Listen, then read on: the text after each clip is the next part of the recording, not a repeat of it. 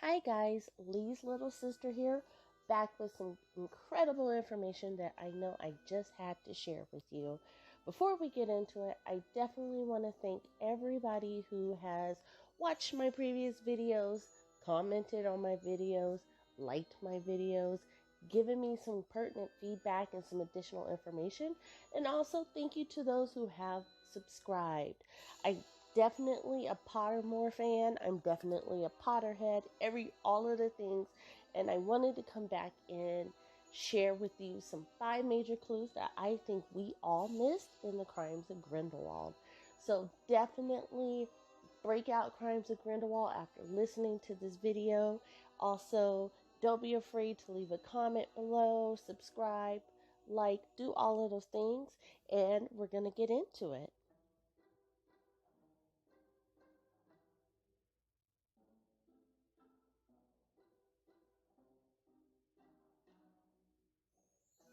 Number one, the blood pact that we saw was not created the way we think it was. What I think everybody missed, including myself, I am definitely guilty of this. I was so enamored about this scene and watching Dumbledore. I forgot he was looking into the mirror of Erised.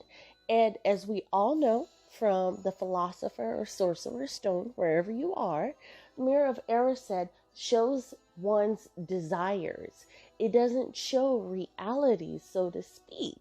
So we see Dumbledore having this loving moment with Grindelwald in creating the blood pact, but we have to remember that's not how it probably actually happened. So I think in the subsequent films, we will be able to see how it was really created. I think it was created more out of fear, maybe out of loathing. Maybe we'll see how the Obscurial was created during all of this. I don't know, but I know that the true scene on how the blood pact was created is vastly different from what we were shown in this clip.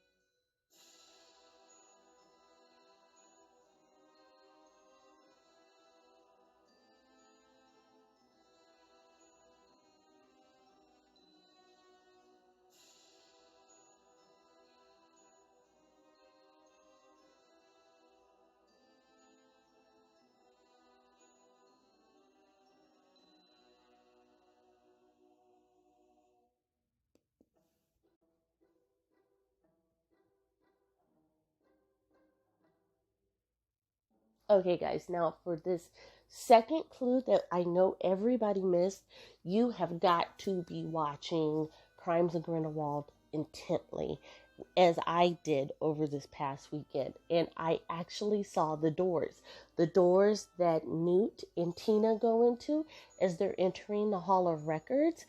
It actually was the Tree of Life, which means birth and death records. So think about it. They were going in to find the records for the Lestrange family. The Lestrange family was a kind of a family tree plot, anything you want to call it, and that's exactly what this was. This Hall of Records were the records of birth and death. Now, I think this will heavily tie into my fifth theory, which is later on in the video, but I thought this was poignant to point out because this Hall of Records may have held the birth and death records of every European or every wizard and witch known at that time. I think this is going to be very important going forward because we do not see this type of Hall of Records in the Ministry of Magic in London. So again, guys, I thought this was super important and I just wanted to share it with you.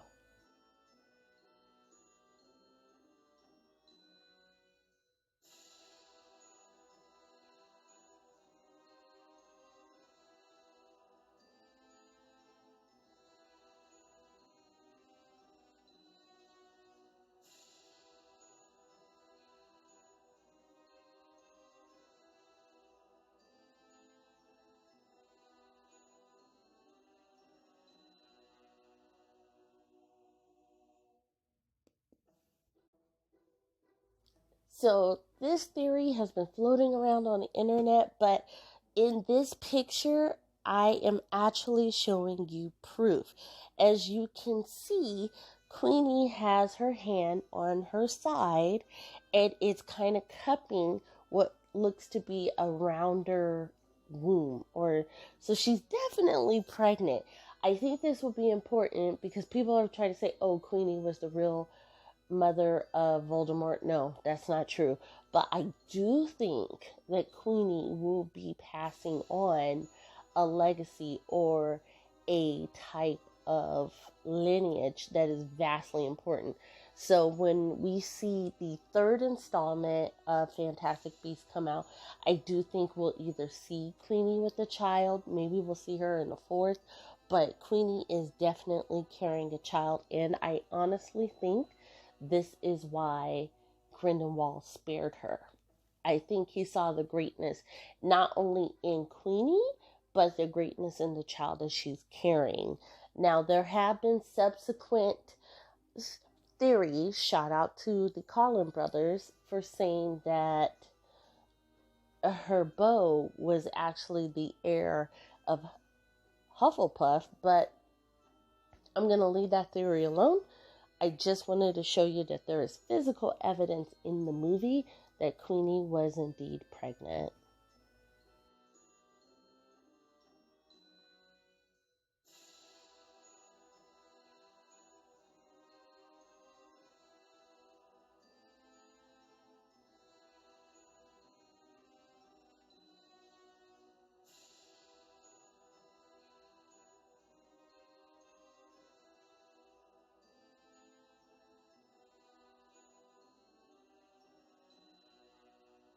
Now, this one right here, this clue, is going to be controversial. And I say it's going to be controversial because a lot of people don't think this deep into it.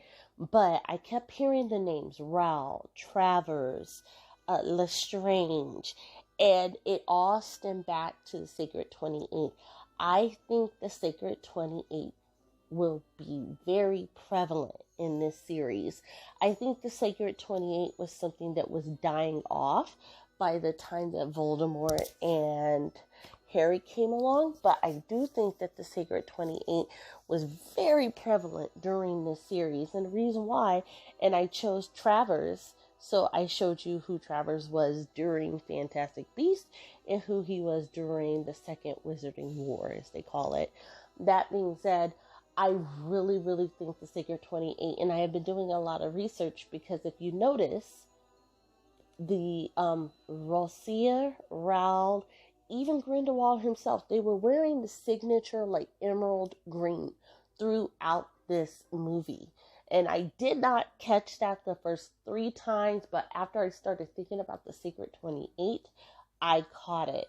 The only person who really didn't wear green, who was part of the Sacred 28, was Lestrange. But even her family was very prominent in this movie. So I think we should all be doing a lot more research on the Sacred 28 because I think we're going to find a lot of clues within that.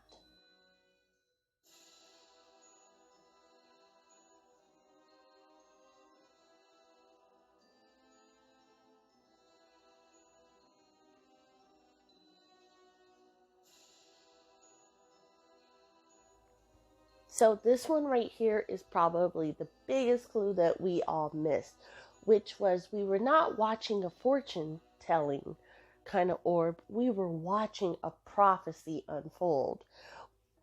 When I first saw this scene, I remember Jacob making that little banter about going to a fair, seeing a fortune teller. She missed a whole lot of stuff. But this prophecy was coming to fruition because Jacob had done the action. So this was Jacob's prophecy orb. Or it may have been Yusef's because Yusef had left at that very moment.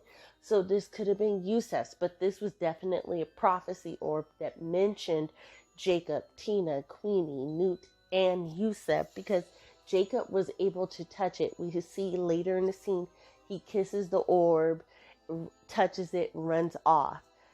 We never see Nicholas touch it. We see he see him go make a report after the fact, but we never see him touch it, which was super important. So guys, I think this is going to be something that I'm going to be expounding upon in later videos, but I definitely wanted to save the best for last, which was this. And I also wanted to share what I thought the 5 major clues that we all missed were for Fantastic Beasts. So please go ahead, don't forget to subscribe, comment, and leave a like if you like it, leave a dislike if you don't like it. But definitely, to all my Pottermore fans, all my Potterheads, my Wizarding World fans, I definitely want to thank you for stopping by, and talk to you soon. Bye.